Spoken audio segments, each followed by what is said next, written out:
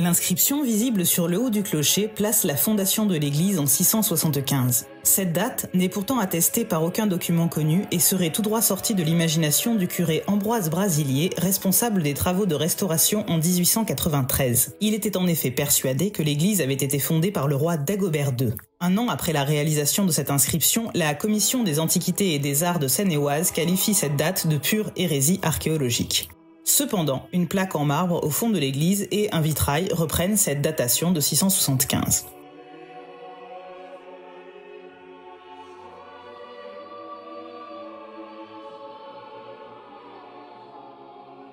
En réalité, la première église de Sèvres daterait de 560. Dans La vie miraculeuse du grand prélat Saint-Germain, 19e évêque de Paris, l'évêque de Poitiers, devenu Saint Venance Fortunat, relate la guérison d'une possédée, nommée Magneflède, qui refusait d'entrer dans l'église de Sèvres. Cet épisode est rappelé dans un vitrail.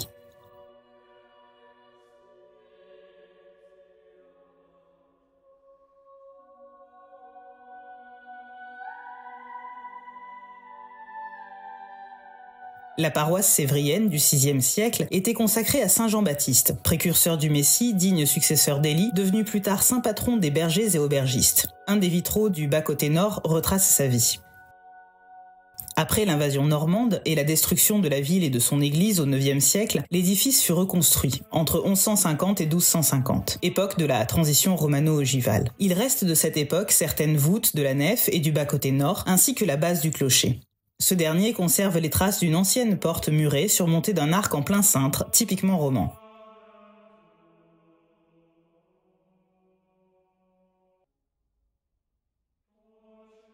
On peut également apercevoir dans l'église des colonnettes jumelées du XIIe siècle séparant le haut du clocher de la nef.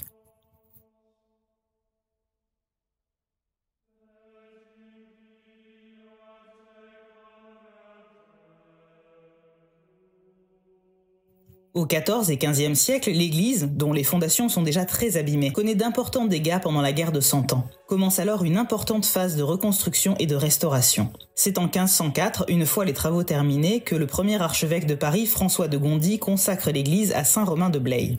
Ces reliques y sont transférées, comme le rappelle un vitrail du bas-côté sud.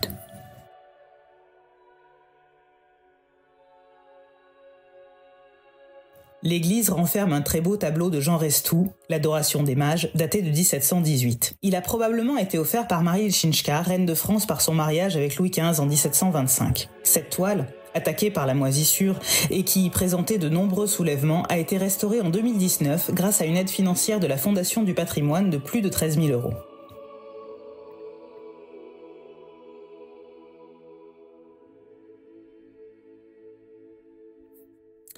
Le 12 mai 1765, le curé de Sèvres, l'abbé Jean-Antoine Robert, avec l'appui de son Excellence l'archevêque de Paris, informa le contrôleur général des finances de Louis XV que l'église, petite, humide et délabrée, nécessitait d'importants travaux.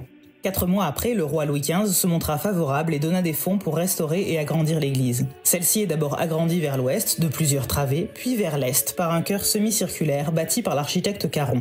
Le chœur contient 5 arcades encastrées entre 6 pilastres se rejoignant à la clé de voûte et coupées à la mi-hauteur par un entablement qui permet de découvrir une légère déviation vers la gauche, probablement pour rappeler l'inclinaison de la tête du Christ sur la croix au moment de sa mort.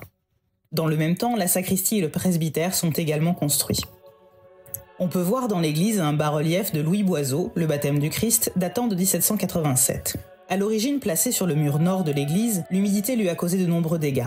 Sa restauration récente a permis, entre autres, de remplacer les armatures rouillées, de boucher les fissures et de restituer la jambe droite de Saint Jean-Baptiste qui avait disparu. Au fond de l'église, du côté sud, on trouve une descente de croix datant de 1838, réalisée par le sculpteur Fischbach. Cette scène rappelle la descente du Christ de la croix par Joseph d'Arimathie et Nicodème. Les vitraux de l'abside représentent de part et d'autre d'une croix centrale Saint-Louis à gauche et Saint-Philippe à droite, tous deux offerts par le roi Louis-Philippe, respectivement en 1839 et 1847. Ils ont été réalisés par la manufacture de porcelaine sur les dessins d'Achille de Veria. Le vitrail de Saint-Louis, fortement endommagé par un orage en 1927, a été refait par Giot, peintre verrier parisien. Saint-Louis est représenté comme à l'accoutumée en roi de France avec un sceptre, une couronne et des vêtements ornés de la fleur de lys. Saint Philippe, patron quant à lui des chapeliers et des pâtissiers, est représenté avec un long bâton qui se termine par une croix, rappelant sa lapidation et sa crucifixion à Hiérapolis.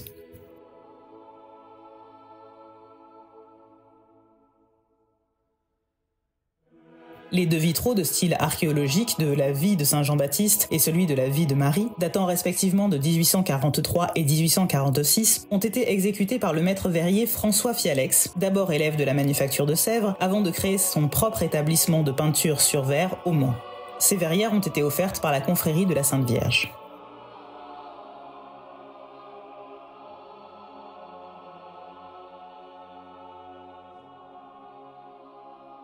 Le 4 avril 1847, jour de Pâques, est posé le vitrail de l'Ange Gardien situé sur la façade ouest du collatéral nord en présence de sa donatrice, la reine Marie-Amélie, femme de Louis-Philippe.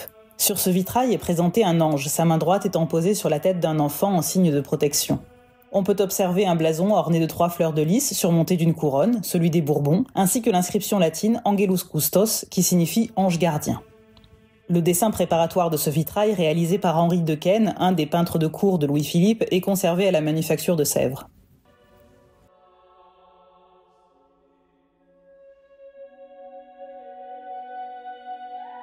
Trois autres vitraux offerts par la confrérie du Saint-Sacrement, réalisés par Fialex et Châtel à la manufacture du Mans, sont posés le même jour. La rosace, au-dessus du grand portail, un vitrail représentant la communion comportant l'inscription Hoc est corpus meum, ceci est mon corps, et un autre représentant la scène sur lequel est écrit Ecce agnus Dei, voici l'agneau de Dieu. Le chemin de croix, peint sur porcelaine, a été réalisé par la manufacture de Sèvres par Madame Robert en 1873 et donné à l'église de Sèvres. Dans le bas-côté gauche de l'église se trouvent les fonds baptismaux en bronze doré datant de Louis-Philippe. Le pied symbolise la puissance infernale par 3 pattes faunesques, tandis qu'à la cuve, la vigne du Seigneur prépare les vendanges. Le tout est surmonté d'un Ecce homo, expression utilisée par Ponce Pilate dans l'évangile de Jean signifiant « Voici l'homme ». Ce bas-relief est signé O'Hara de Nieuwerkerk, directeur des musées de France et sénateur sous le Second Empire, et date de 1849. Il évoque la présentation de Jésus battu et couronné d'épines à la foule avant sa crucifixion. Au-dessus de cette sculpture est visible un tableau de Paul-Hippolyte Flandrin datant de 1901. Cette peinture à l'huile représente Jeanne d'Arc priant dans l'église. C'est une œuvre remarquable, mais de pure imagination car il n'existe aucune preuve du passage de Jeanne d'Arc à Sèvres. En 1851, l'abbé Bainvel informe l'évêque de Versailles, puis le maire de Sèvres, de l'état de vétusté de l'édifice qu'il qualifie d'oublié et de négligé. Le mauvais état des fondations menaçait les voûtes dont les plâtras se détachaient. Un rapport datant de 1867 détaille la nécessité d'élever le sol de l'église au niveau de la route. Mais de tels travaux aux dépenses incalculables étaient davantage du domaine de l'imagination. Par ailleurs, l'église étant trop petite pour une population de 7000 catholiques, il vient à l'idée de construire une nouvelle église sur les terrains à proximité de l'ancienne manufacture de Sèvres. Ce projet ne verra pas le jour, les fonds mis à disposition par l'empereur serviront finalement à la réalisation de travaux dans l'église. Le bas de la façade, côté ouest, comporte en avancée un porche de la fin du XIXe siècle, accompagné d'une tourelle devenue nécessaire pour accéder à l'ancien orgue à tuyaux. Une statue de Sainte Cécile, patronne des musiciens, était autrefois visible sur la tribune.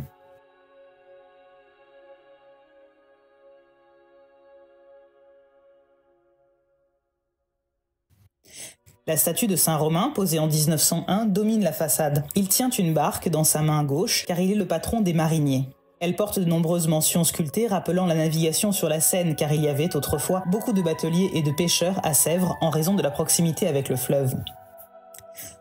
Le 18 avril 1937, à 15h, son Excellence Monseigneur Richaud, évêque de Versailles, bénit les cloches Albertine Augustine Joséphine et Pierrette Marguerite Marie, qui donnent respectivement le sol et le la.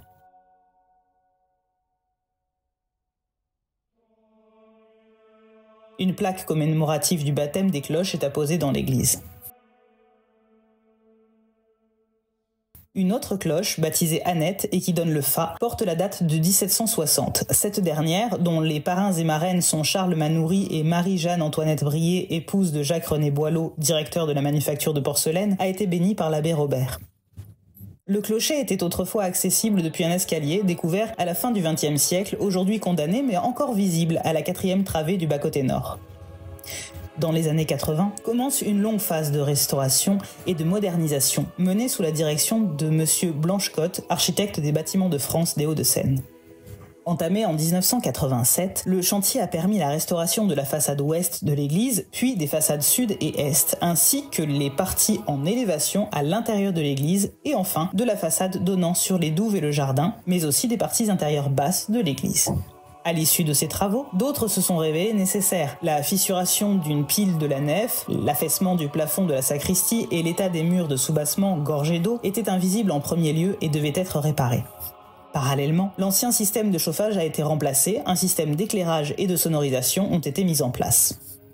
Des fouilles archéologiques menées durant ces travaux ont permis de découvrir la présence d'une ancienne villa gallo-romaine sur le site.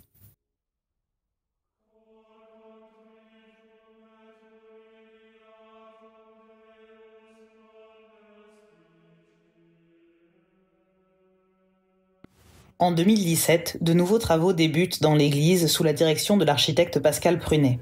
Avec l'assèchement du sous-sol, les pieux disposés sous le chevet de l'église ont progressivement pourri, causant l'enfoncement du chœur depuis près de 10 ans. La première partie des travaux a ainsi consisté à stabiliser l'édifice en installant des micro-pieux. Parallèlement, la charpente de l'église a été reprise et les tuiles ont été remplacées par d'autres tuiles plus épaisses.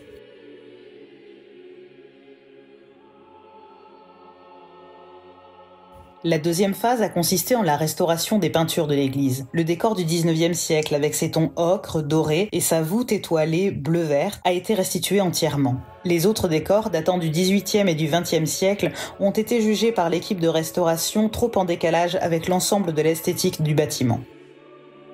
L'aménagement du chœur a été modifié, l'autel a été avancé, la porte donnant communication directe entre la sacristie et le chœur a été réouverte et la sacristie a été entièrement réhabilitée. Après 2 ans de travaux, l'église est rendue au culte en présence de l'évêque de Nanterre, Monseigneur Rouget, et de la communauté des paroissiens heureux que leur église ait retrouvé une telle splendeur.